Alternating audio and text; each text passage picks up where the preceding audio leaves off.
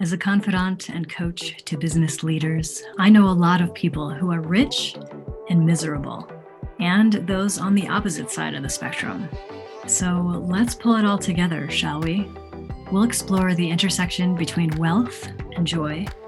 We'll look at the psychology, spirituality, and practicality of money, plus some of the things that make up a truly lucrative lifestyle.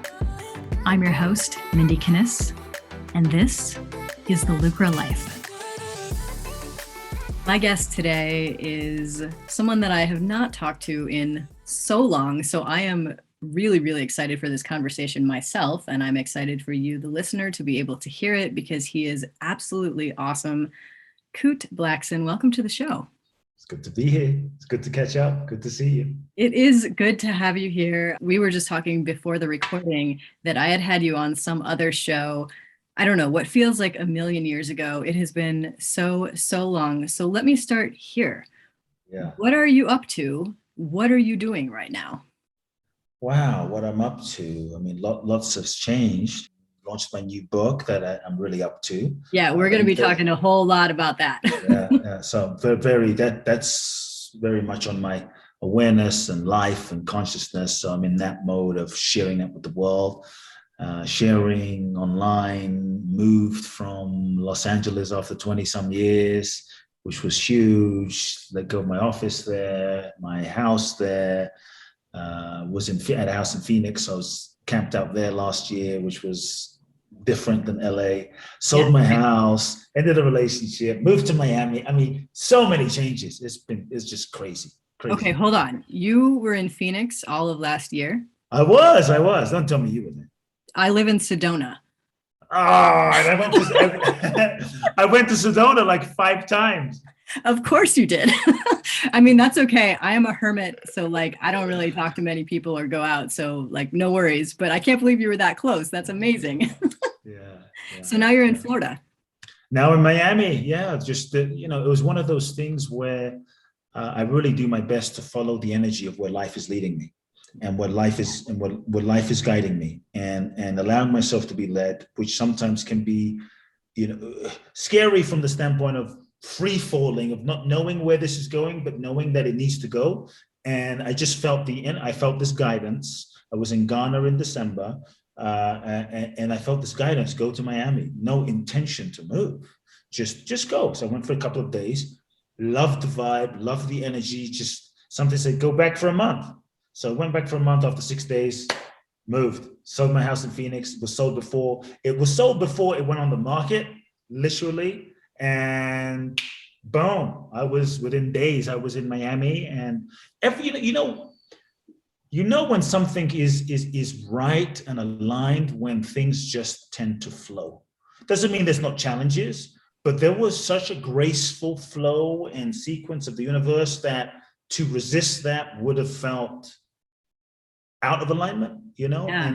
And so that's what took me to Miami, and I've been there, and just different frequency, different energy, embracing, but still traveling. Like I'm in Mexico now, and just working and exploring and expanding in different ways. Well, Kute, I would expect nothing less from you. Here's my question though, because I love what you're saying, and I'm similar in that just getting some guidance and following it. I mean, that's why I'm in Sedona. Like it was just, you need to move there for a while. Not that it needs to be long-term, but it's for now. And that's cool. I want you to talk a little bit, if you would, about either how that guidance showed up. And I mean, Right. like, I want to try to get granular because I feel like there will be people listening who are like, yeah, I would love to have some guidance, but I don't even know what I'm looking for, or what does it feel like when it shows up, or then how do you get over that fear? So could you talk a little bit more about? Yeah. The guidance is there's a myth that the guidance is like some siren bell that the universe rings and hits. Well, ding, that would ding. be easier. That would be amazing. And many of us, we still wouldn't listen. sometimes we pray, universe, give me a sign. We get a sign. No, universe, give me another sign. We still don't freaking listen. Exactly. So we say we want the guidance, but sometimes we don't want the guidance, because sometimes getting the guidance means we have to let go of certain things we don't want to let go of. So we really don't want the guidance. So we distract ourselves, busy ourselves, confuse ourselves, so that we actually don't get the guidance. So one of the ways we actually block ourselves from getting the guidance is we're continually on a cycle of just being busy, because if we're busy, we don't actually have to be still to really, to for a moment feel the deeper dimension of truth that we know is inside. I think there's a part of us at the deepest level that knows everything. There's a part of us that knows, we have a sense, because we're connected to everything. But it can be scary to actually get in touch with the guidance, because when we get in touch with the guidance, there's no more excuse as to why we're not doing that project. There's no more excuse as to why we don't make that move. There's no one else to blame. We can't hide anymore when we have the guidance. So sometimes there's a payoff for actually distracting ourselves from the guidance, because we're also afraid of the consequences of what that guidance might mean. But there's also a consequences of just continuing to live what is not necessarily in alignment. And so what I would tell people is either way, you're going to deal with it. You live the lie and what's not in alignment and feel the pain of that, or, so either way you deal with it. And so what I would say is create the space and the time to be still in your day, to just listen, and listen without agenda. Many times we don't have that space and the time. I don't have time. Sit, be, breathe, listen. Number one. Number two, tune into your body. Feel how your body feels. Many times that guidance will come in the form of very subtle sensations. So feeling my gut, the feeling in my stomach, the warmth. Sometimes it's so subtle, a sensation in your body that is expansive or contractive, that can be the way the guidance is speaking to you, right? It can be the way too, when life flows and things open up. Like for me, I got this sense. It wasn't a big thing. It wasn't like move to Miami. It was just go and visit. Okay. And many times we block our guidance because we start trying to figure everything out. What does this mean? Does this mean I'm going to do this? Why am I going? I don't know where I'm going. There's no reason why I'm going. I'm not going to go. So we question everything, and that stops the guidance from flow, our access to the guidance that's always there. So I tell people, stop trying to figure everything out. Stop trying to understand everything. The desire to try to understand everything is another form that our minds, we try to control. There's another pattern of control, and control is a master addiction. So when we get an inkling, I think it's important to just not question and follow it. That's something I really have learned to do a lot. And it was in the process last year where I felt the guidance, go to Miami. Not questioning why, I'm just going to go. I'm just going to go. Obviously, don't do something that's harmful, but then you might want to question if the guidance says jump off a building. That may not be your guidance. But the guidance said, just go to Miami. Okay, no question. That's my motto. Don't question. It's an inkling, it's a guidance, it's a sensation. If you start paying attention, you'll start sensing the difference between a mental projection, should be doing this, I should go to Miami, I should, that's not the guidance. That's the mind that's based in identity, that's based in conditioning, that will often only take us in limited spirals or directions. But this impulse came from a deeper part of me that said, go to Miami. No questioning. That's the other key. And then I just took action. And then I was willing to be in the unknown, just the unknown. I showed up, no idea why I was there. I was staying with a friend. She said, why are you here? I have no idea, but I'll find out. So I just started driving around and meeting a few people, and one thing led to the next. It's like, guidance said, come back again. Stay for a month this time. Oh, I like the vibe. Should I move? Just stay for a month. But once I came for 6 days, everything started aligning. And we have to start becoming attuned to feeling the energy. You will feel the flow of life when we stop trying to force life into a direction. And that's what we try to do with our preconceived ideas, our predispositions. We try to push life in a direction. When you don't try to push life and you feel the flow, it's like going into the ocean. You see the surfers on the surfboards. They're not trying to make a wave happen. They're just feeling for the flow. And then once they, you see them, okay, and then they stand on their board, and then they go, then they act, but they're acting in alignment with the flow of the ocean. And so for me, it's acting in alignment with the flow of life. We don't have to manifest or make the wave. We just need to feel for where the wave, the deepest impulse is going, and then channel our actions in alignment with that. And so that's really, really what I did. And you will feel, because things start opening up. It's like, oh, things just start opening, and you're not making it happen, but you're following, and it opens. That's also, I think, how we know. So it doesn't have to be this big, loud thing. It sometimes is the most quiet inkling that just guides you, you know, really. I think that's the beauty. That's the beauty. And we're being guided all the time in many ways. Sometimes we're not paying attention. Yeah, we make it way harder. Way harder. Yep. Like, it doesn't need to be that hard. The guidance is there. We just need to jump up on the surfboard. It's already on the wave. Exactly. Yep. I love this so much. So talk to me about this. How do you set yourself up, or set up maybe even more specifically your day, like your time, to allow for that stillness of which you spoke, to allow for yourself to be able to feel the energy? Sure. I think, because for me, surrender and flow is important as a way of living. But sometimes there's a misconception that surrender and flow means you just do whatever you want, whenever you want, you know, however you want. Just go with the flow. I don't feel like doing this interview, I'm not going to do it. I don't feel like, I did feel like it, by the way. I mean, you're here, so. I'm here, trust me, I was looking forward to it. But I don't feel like sitting down and writing my book. I'm just going to go with the flow, hang out with friends, go hiking. And sometimes going with the flow requires a deeper commitment to saying no to certain superficial, fleeting, shall we say, superficial, fleeting sensations, desires, and emotions in the moment. And so I'm a big believer in structure. So for me, it's a dance. I believe that structure actually allows the room for freedom and flow and space. And the more structure we have, the more space we have, because when we structure our time in a certain, so my days are very structured, but then I also know when I have structured time to like flow. And if I want to do nothing, because I've gotten most of my stuff done in the time that was structured, right? And so, okay, I got my stuff done. That was 4 hours of writing done. It's complete. Now that leaves me the space to just be still and listen, to be still and pay attention to the clues. But when we don't structure our time also in a productive way, we sometimes get so distracted with everything that's going in all directions that we're not really present wherever we are. We're constantly busy, sometimes not even sure what we're doing, but we're constantly busy, running around, busy, that we're not present where we are in the moment. And when we're not present, we're not paying attention. When we're not paying attention, it's hard to feel our deeper truth. It's hard to feel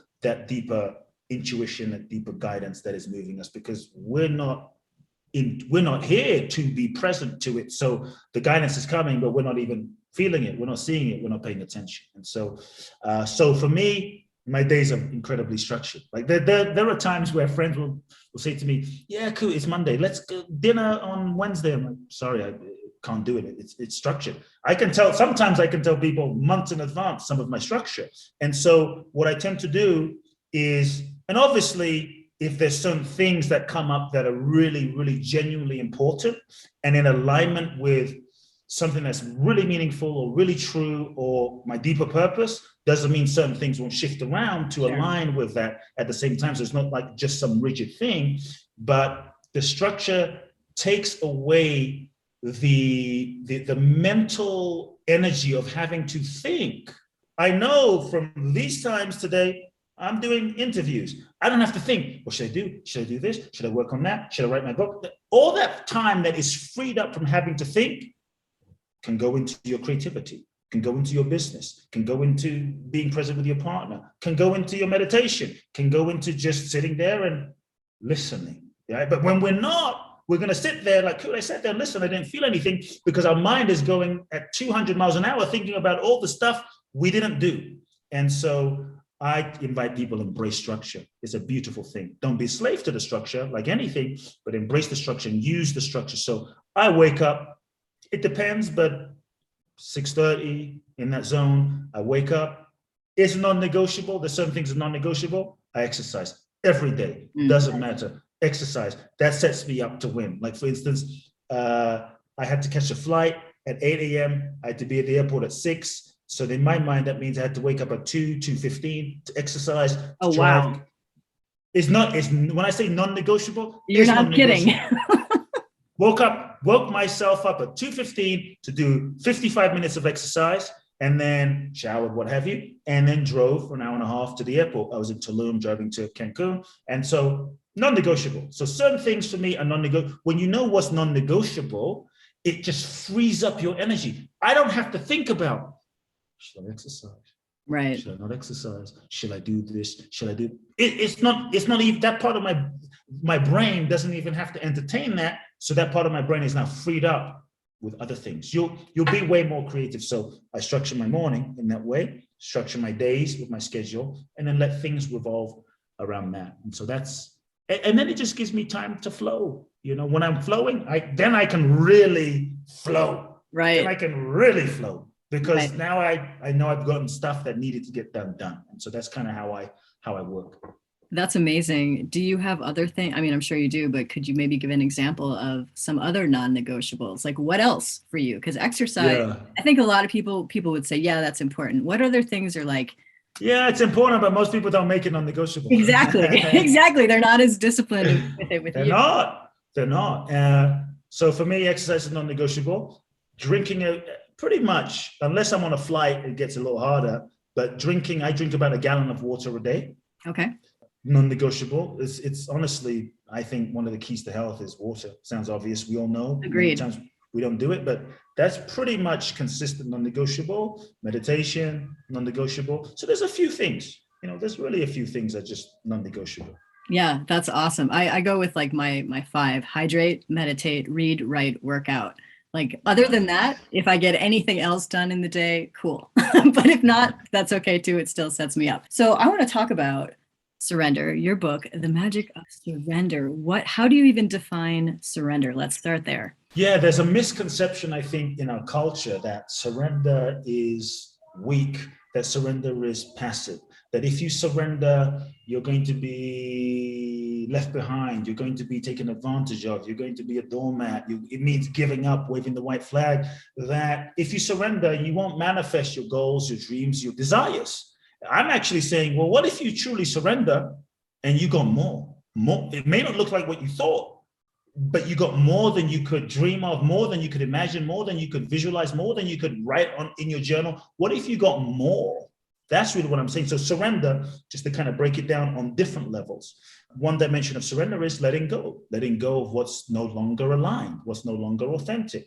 Surrender is letting go of control, this idea of trying to control every single thing in one's life, which that's really a tough one for people. That is so tough for people.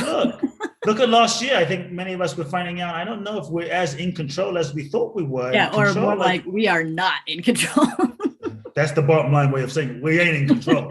I mean, there's a few things we can control, exercising, this, that, but for the most part, last year was definitely not what I planned and how I expected, and it continues to not be. And so we aren't really in as much control as we thought. So surrender is giving up this sense of control, the illusion of control. It's also, I would say, giving up trying to force and fit life, manipulating life to fit our limited idea of what we think it should be, letting go of who we think we should be based on parents and society and media and everyone around us, letting go of the idea of the life. Sometimes we have this idea of a life that we think we should be living, and then we end up missing the life that we have and the life that is authentically seeking to express through us. And so that's a part of surrender. Then we can be fully present with what is life seeking to truly manifest through us. And so for me, surrender is a shift of paradigm.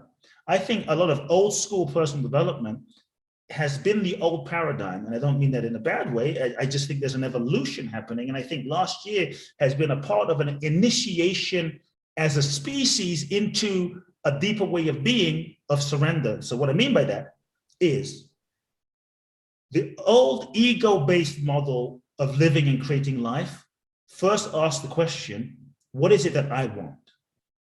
What do I want?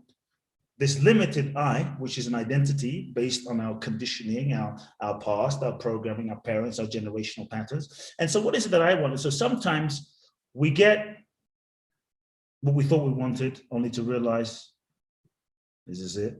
Or we get what we thought we wanted, based on who we thought we were, only to realize what I thought I wanted was not what I really wanted, just what I thought I wanted, based on who I thought I was. And so for me, the paradigm of surrender asks a different question, a deeper question, not simply what do I want? I mean, that's great to ask, but the bigger question, I think, is feeling and opening to what is it that life wants to express through me?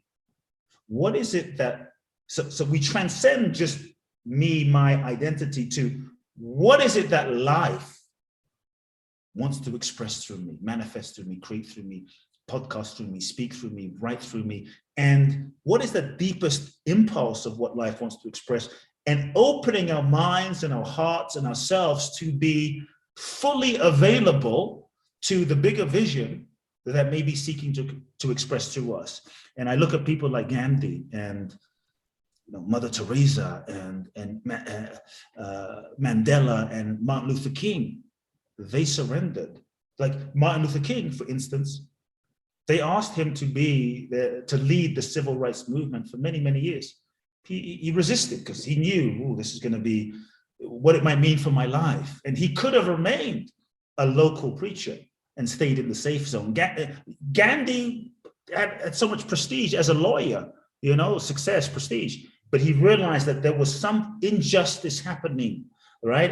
And something bigger than himself was calling him, it was pulling him. And so all of these people demonstrated surrendering to life, surrendering to this deeper impulse of what's seeking to express. I think there comes a moment, if we're growing and evolving, there comes a moment for all of us, if we're honest, where the life that we have created, no matter how amazing or successful or beautiful, and it's great, we should be grateful, but starts to become too small for what our soul is seeking to express. What we tend to do as human beings is hold on to the familiar and the known and the old out of safety and self-preservation, but I think holding on to what's no longer aligned keeps us stuck. And so surrender is that willingness to trust bigger than oneself and to trust life and to trust all of these great ones. Life lived them. They didn't live life. Life lived them, and they were able to tap into, for those that might be concerned, maybe I won't be successful, maybe I won't have impact. Did Jesus have impact? Did Bruce Lee have impact? Did Mandela have impact? Did Gandhi have impact? Did Greta Thunberg, the 16-year-old activist, climate activist, have impact? Malaya Yousafzai from Pakistan have impact? So I believe that when we surrender, we get ourselves out of the way, then what life can manifest through us. We tap into the potential, we go beyond personal power, which is the old paradigm. We tap into the sort of infinite power, potential of life. And life starts to use us in ways that I think we'll be surprised. So to me, this is surrender. I love that so much. To me, the way that I'm thinking about it is like the old paradigm being almost power over, and the new paradigm being power with, or empowering each other. So letting that creative process, that spiritual expression come through, showcase through our lives, whatever that work may be, but then all in service of being like, hey, you are this too, and you are this too, and you are this too, and we all have this amazing potential. So everything, I'm like, yeah, I have not read your book yet, but I'm gonna order it as soon as we're done now, because I'm like, I can't wait to read this. I am so stoked for that. Tell me this. Yeah. You inspire so many people. Now, even just my listeners today, they're gonna be like, whoa, we just were at church. This is who or what inspires you? Are you reading books that are inspiring or listening to things, or are you kind of like closed in, focused right now, shutting out the other voices? No, I mean, I used to read a lot. Like from 8 to 18, I read like 800 books as a kid, just reading, self-help, spirituality. Now more and more, I'm inspired by life. I mean, it sounds cheesy, it sounds corny, but No, I honestly, get it. I get it. I'm inspired by life. I'm inspired by people, just like people living lives courageously inspires me, you know, in the face of death, in the face of heartbreak, in the face of pain, in the face of being burnt to a crisp, they rise up. I mean, just like I had a friend of mine who's so amazing, lost freaking everything, lost her son, lost her business, lost everything, completely broke in debt, you know, most people would have killed themselves. She rose. Like, this inspires me, you know, just the human spirit. I've worked with so many clients over the years that when I sit with them or be with them in events or seminars and I listen to their stories of what they have endured, some of which is way more than I've ever been through, what they've endured, and yet they're still reaching for the light, you know, that inspires me. So hearing people's stories really lights me up and reminds me of the power of the human spirit, you know. Like when I was listening to the story of my dearest friend, it gave me so much inspiration. It's like, wow, she can, I can, we can, you know, and it was just like a wow. So life inspires, you know, what inspires me too is travel and cultures, putting myself, more than anything, putting myself in countries, cultures, and situations that are out of my norm, and out of my everyday reality. So I love going to places where I don't speak the language, where I've never been before, where you can't hold on, because many times we get into a groove. We do wake up and so easy. Groove, and it's great, but we get into the groove and then we stop evolving. So I'm constantly finding ways to throw myself in environments where I don't have an idea where I'm going or, you know, what's going to happen. Like, for instance, even when I was writing the book, for 7 days, I didn't have to be in a location. So I literally showed up at the airport at LAX and walked around the terminal to see where flights were going. I've always wanted to do this, and it was like, that's awesome. Kind of crazy. And I thought, for 7 days, I'm going to have zero plan. It's going to be so uncomfortable. I'm going to follow every single clue. I'm going to say yes to every clue, and I'm going to have no idea where I'm going. And it just led me on a crazy journey. Like, I've read about it in my book, but it's a crazy 7-day journey. So putting myself in situations like that forced me to be out of my norm. And I find keeps the identity that we create, that we create, it keeps it loose. It loosens the grip of one's egoic identity. So that's what I love doing. That I'm totally inspired by that. Just going to the airport and just like figuring out from that point, where am I going? That's freaking awesome. I've also always wanted to do that. I want to go back though, just for a second, to something you said about your friend, hearing her story. She can, we can, whatever. And something I want to add on and then get your perspective on is the way that I look at it is, how can we not? Because after Sean died 2 years ago, that was my perspective, is like, yeah, I want to throw this whole business away. I want to like just not ever talk to anybody again. I want to whatever. But what I said at his celebration of life is, how could I not continue to do this work? How could I not continue to be inspired by life? How could I not see the possibilities and the potential? So it is like, yes, we can, but I almost want to add, how can we not? Yeah. At the end of the day, you know, I think at the end of the day, that's why we're here. We're here. We to me, as souls, we incarnate into this experience of life to learn, to grow, and evolve. And to me, life is the classroom or university for our soul's evolution. And so it's hard, it's challenging. There's it's just brutal things that happen. There's heartbreak. I mean, it's freaking. I don't want to curse on your show, but no, you absolutely can. I hope you do. It's fucking like it's hard. It's fucking awful sometimes. I mean, that's just part of the human experience. But I really believe that we incarnate in every situation is part of our teacher. Every situation is part of our curriculum, and we incarnate into this finite, sometimes fucked up reality, seemingly, you know, so that we can strip away all of the layers and illusions that is not love. The bottom line.